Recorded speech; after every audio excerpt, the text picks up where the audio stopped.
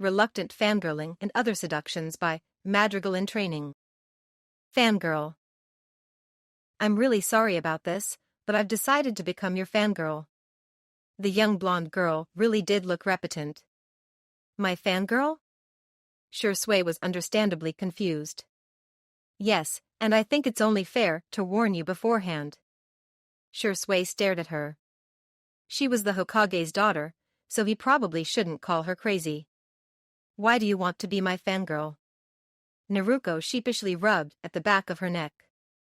I don't really want to, she confessed, I barely even know you.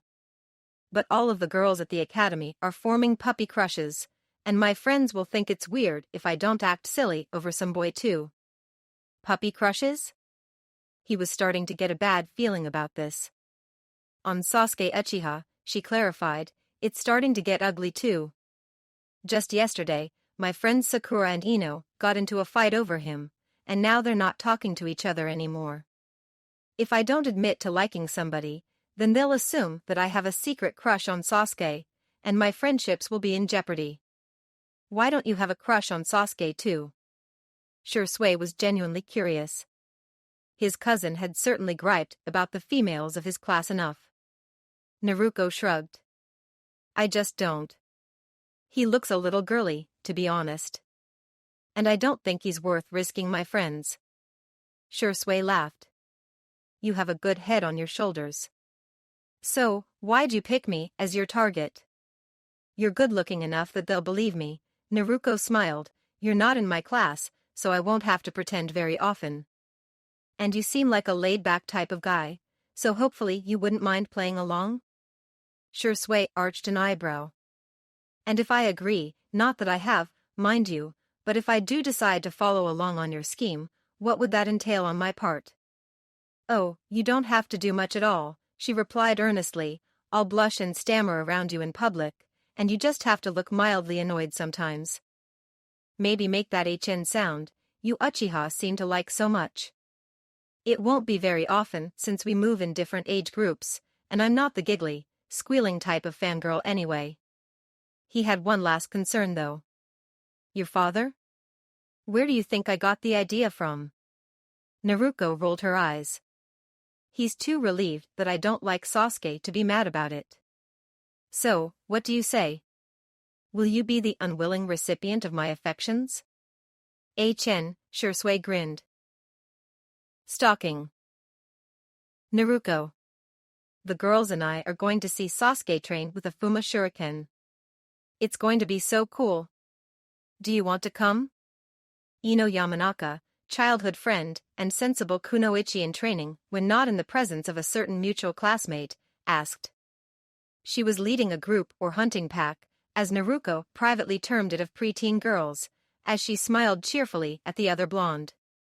Ino Yamanaka was a social butterfly of the highest order, and between her extroverted personality, hard work in the ninja arts, and pretty face, she was also one of the most popular kids.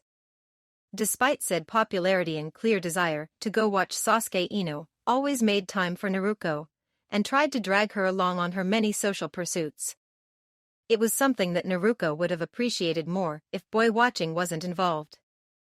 Thanks Ino, but I've got something else to do, Naruko replied, offering a smile to Sakura. It was hard to maintain a balancing act between the two, but as long as she treated the rivals equally, both pretended that she wasn't friends with the other. What could be better than watching Sasuke train? Ino demanded, looking genuinely put out by her response. If Naruko were honest, her response would be anything, up to and including, yet another lecture on the inherent evilness of boys from my father, but Naruko was not above perpetual lying. I want to find Shisui-kun, she said instead, offering her new favorite excuse. The blonde girl added a giggle at the end.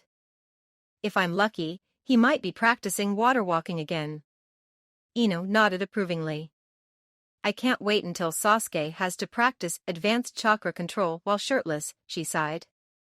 Well, don't let me keep you waiting. Good luck, Naruko. Thanks, the honorable daughter chirped, before grabbing her backpack and hightailing it out of the academy courtyard. She had never actually seen Shisui train before, but it's not like that little detail stopped her from crafting elaborate stories when she wanted some free time.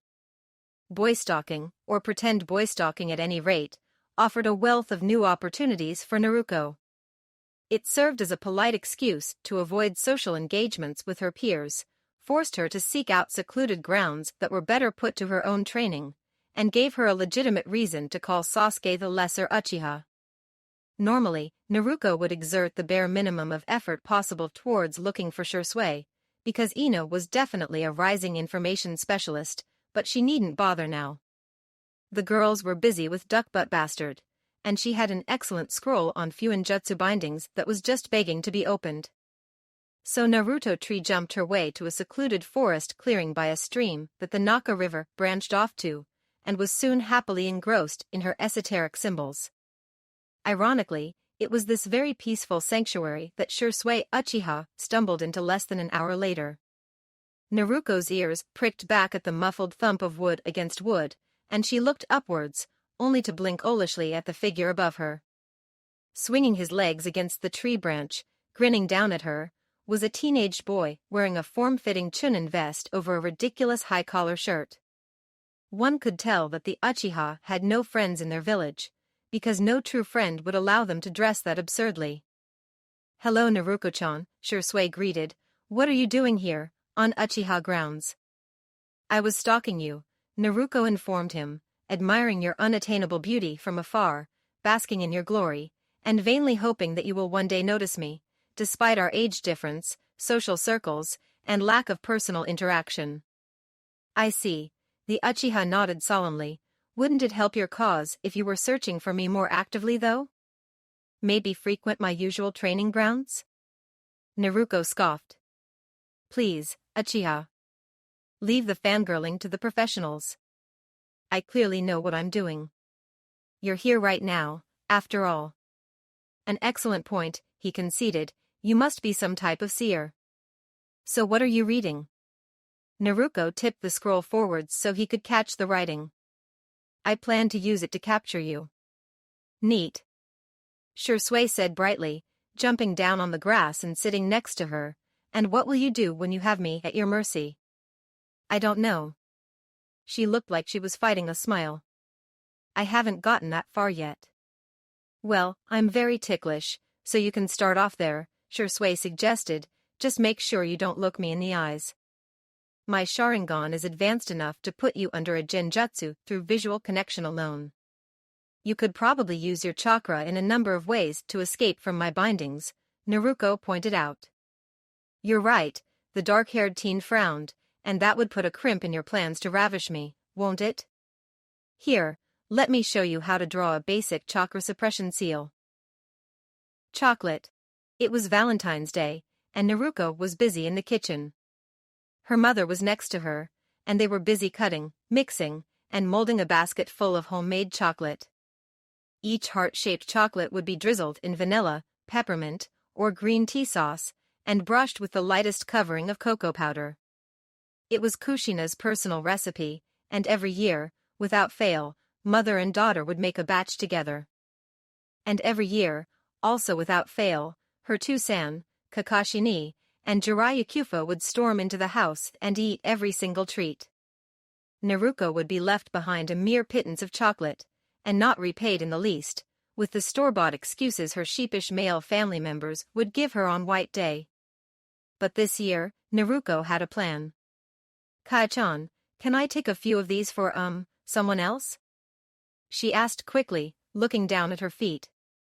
Naruko couldn't actually force herself to blush on command, but she could remember all those years of losing her fair share of the bounty, and the rising fury reddened her cheeks about the same.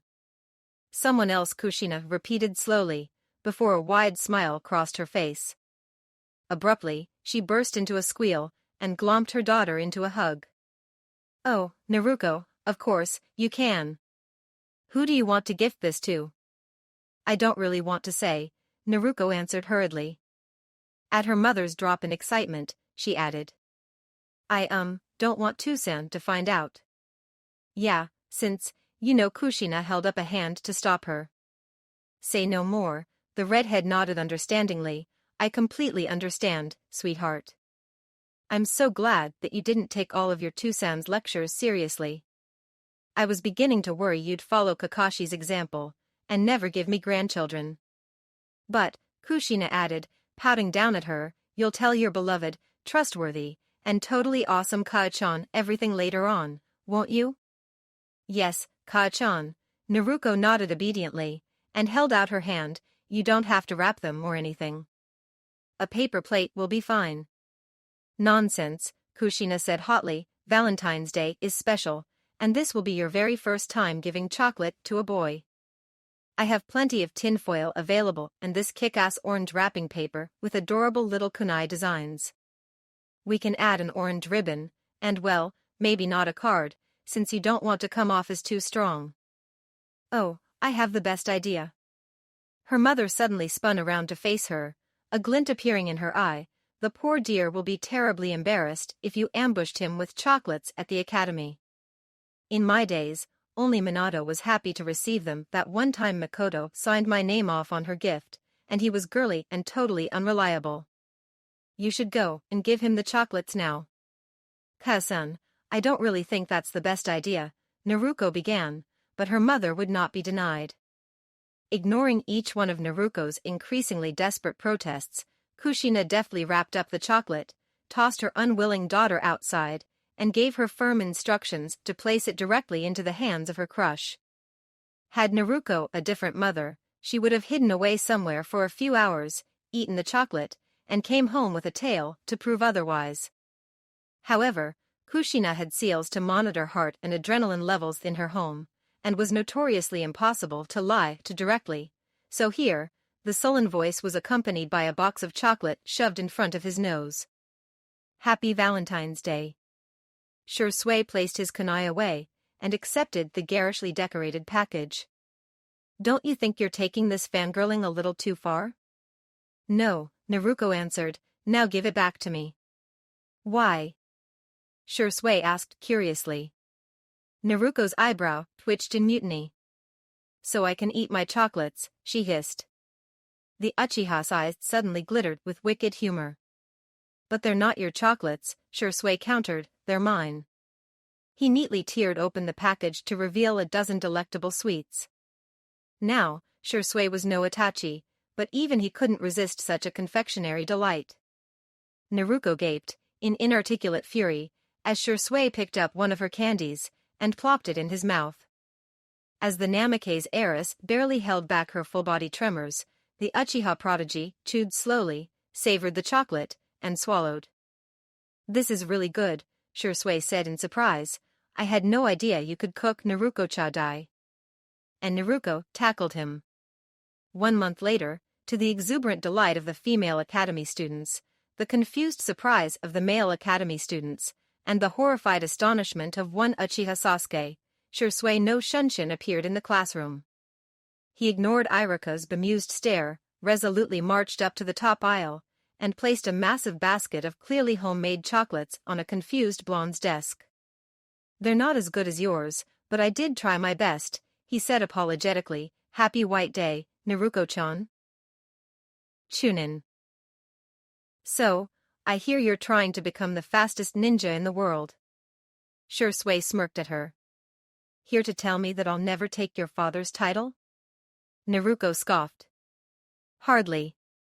I'm here to tell you that I'm going to take it first.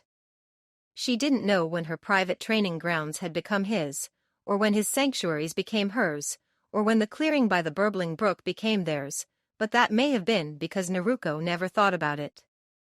Did it matter? Shisui was enjoyable company, and let her practice her seals in peace when she wanted to, and taught her nifty shinobi tricks when she didn't. They worked. Big words from such a tiny genin, the Uchiha taunted. Naruto scowled. I just haven't gotten my growth spurt yet. Not everyone consumed their identical twin in the womb. It's my theory for how you became so tall, Naruko elaborated. Shisui nodded. Understandable. I'm just too badass for one being to handle. You're twice as annoying as every other Uchiha I know, Naruko huffed, and you're going to be left in the dust when I finish mastering the Hiraishin. Your father's teaching you the Hiraishin? Shisui gaped, "You're 12. Naruko offered him a foxy grin. "He wants me to prepare for the Chunin exams in Suna this year. Though I'm not likely to learn it in time." "That's blatant nepotism," Shisui sulked. "Using the Hiraishin in the exams cannot be fair, Naruko. 'Cause the Uchiha clan is known for the meticulous and heartfelt effort they pour into learning new jutsus," she shot back. "And that Mangekyo is the biggest cop-out in history, Shisui-kun. I deny any and all accusations against jutsu theft," Shisui responded reflexively, before pausing. "Huh. You may just have a point there." "I know I do," Naruko replied. "So are you going to come and see me during the exhibition match?" "Who says you'll make it that far?" Shisui arched a brow. She crossed her arms. "I, Naruko Uzumaki Namikaze, the future Godame of Konoha, say so. This is an unprecedented opportunity to view my debut into the international stage, and only a fool would miss it. Besides, if you're lucky, you might just pick up some fighting tips." "We'll see," was the diplomatic answer.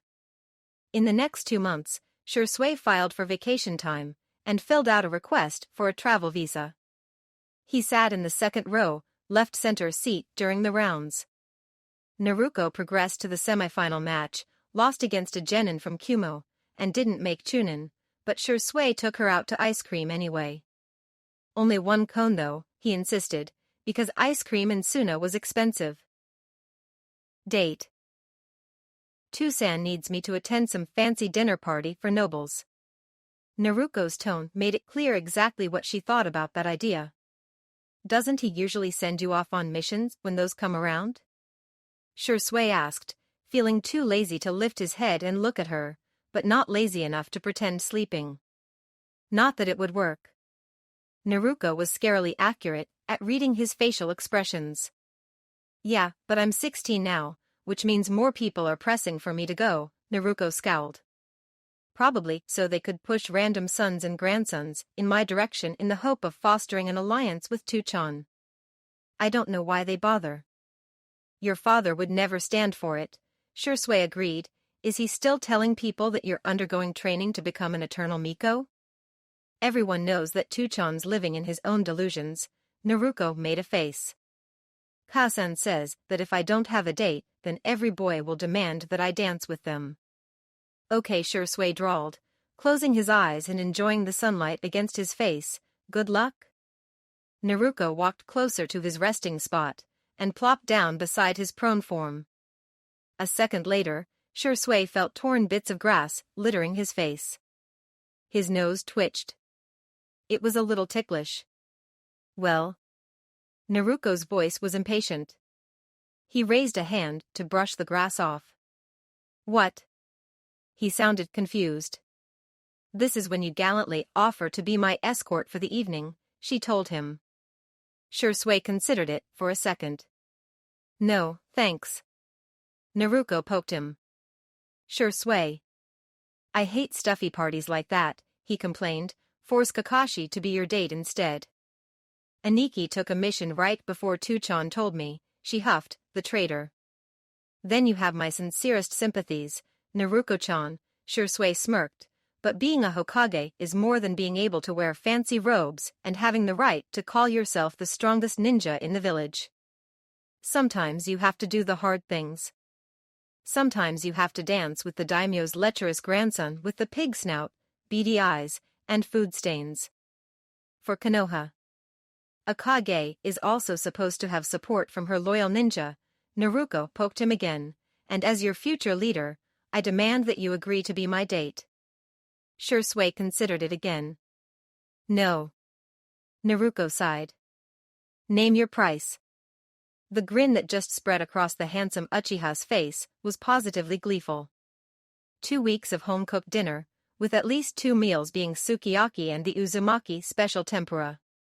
1 week of home-cooked meals, and each dinner will be accompanied by dango, Naruko countered. 10 days, free dessert, and you stop calling Itachi my boy toy, Shisui offered. "I'll agree to 10 days and ending an awesome long-running prank," she allowed, "but I'll be buying the desserts, and it won't be anything fancy." Shisui's smile was angelic. Deal. A few hours later, Shisui was knocking on the door of the Hokage residence, having been waved in by his ANBU guards. He wore a pressed black tunic over black trousers, inlaid with simple, polished wooden buttons, and with the Uchiha symbol emblazoned proudly on the back. The Uchiha had made a half-hearted attempt to tame his unruly black hair, and despite still being somewhat messy, it fell in attractive waves over his dark eyes. Between his high cheekbones, pale complexion, and pleasant smile, Shisui made a strikingly handsome image. The smile fell off his face when the door opened, and the unamused yondaime looked back at him. Shisui, Minato Namikaze said flatly. He didn't bother to add his usual affectionate suffix. What are you doing here? The young man smiled nervously. I'm here to guard your daughter tonight, sir. As Kakashi-senpai wasn't available, I figured that it was the least I could do, as her friend. Oh, come in then. And suddenly the Hokage was all smiles again, as he ushered his shinobi in. Naruko is just about to come down. Why don't you wait in the living room for her? Yes, sir, Shisui bobbed his head obediently. Inwardly, he mused that he should have demanded a higher payment. Sitting against the sedate blue couches of the Namikaze home, Kushina-san really seemed to like colors that reminded her of the ocean Shisui waded. He heard Naruko's approach before he saw her, and thus was looking towards the doorway when she approached. There's something very strange about her appearance, Shisui thought, warily. His eyes flickered over her, and catalogued the details. Neon orange kimono, bright blonde hair, vivid blue eyes, smooth tanned skin, cheeky fox-like grin, 3 whisker marks on each cheek. Physically, she looked just as she had that morning. And he could still smell a faint whiff of oranges and ramen broth from her direction. Her chakra even felt the same, like a rolling, tumbling mess of energy whipping around her with the mere promise of serenity at the center of the storm. But there was something undeniably, inexplicably, irrevocably wrong about her. The Uchiha returned her greetings in a dazed mumble, as he tried to pinpoint the train of his thought. Naruko looked concerned, but he waved it away, offering her an arm and leading her to the party with a distracted air. When he was about to put away her coat, it came to him, with an abrupt rudeness akin to falling off the bed in deep sleep. Naruko was attractive. It was like the first stumbling steps of water walking, like barely ducking below Kakashi's Chidori in a spar, like throwing yourself off of a flying summon just before you braced your legs with chakra. It was something you knew, a facet of truth lying innocently in your mind, before it decided to pick itself up, and wholly similar to its subject, threw itself in your face. It was upfront and audacious, and utterly unashamed to have made Shisui's entire worldview shift as a mere side effect of its existence. Sometime in the last 8 years, Naruko had turned from the strange, silly, brash little girl telling him, in all seriousness, that she would be his fangirl, to a confident and beautiful young woman that men would be attracted to. A young woman that Shisui was now attracted to. My anticipated lifespan had drastically shortened in less than 5 minutes, Shisui mumbled. Shisui? Did you say something? Naruko asked, looking up at him curiously. She had dragged the two to a mildly covert corner, where she could glare any considering suitors to submission. The Uchiha found himself approving of this. I'm just regretting breaking my Hokage's faith in me, Naruko-chan, Shisui sighed. He turned around, and placed his hands on her shoulders. In the spirit of fairness, I believe that I should warn you now, the young man said, seriously. Warn me about what? Naruko asked. A soft smile spread across her companion's face.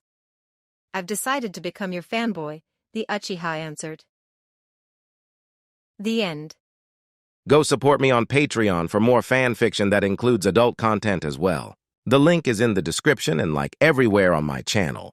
Thank you for your views, likes, subscriptions, and overall support of my ongoing efforts to bring great content to all of you.